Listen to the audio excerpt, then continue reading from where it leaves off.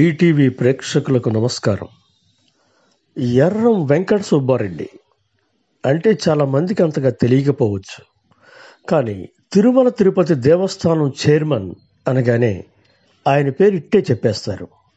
ఆయనే రాజ్యసభ సభ్యుడు వైవి సుబ్బారెడ్డి.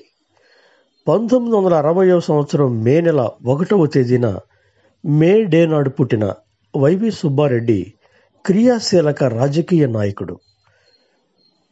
పిచ్చమ్మ చిన్నపోలిరెడ్డి దంపతులకు ఒంగోలు జన్మించారు.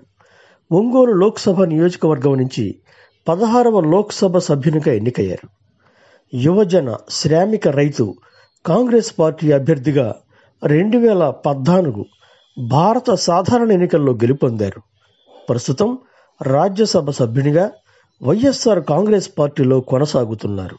గతంలో వైవి సుబ్బారెడ్డి 2 పర్యాయాలు తిరుమల తిరుపతి దేవస్థానం చైర్మన్గా తమ సేవలందించి శ్రీవారి సన్నిధే పరమావధిగా భక్తుల నుండి ప్రశంసలు పొందారు. నిరంతరం ప్రజా శ్రేయస్సు కోసం పరితపించే ప్రజాబంధువు వైవి సుబ్బారెడ్డి గారికి ఆయన పుట్టినరోజు సందర్భంగా జన్మదిన శుభాకాంక్షలు అందజేస్తుంది డిటీవీ. ప్రజల పక్షాన ఢీ అంటే ఢీ.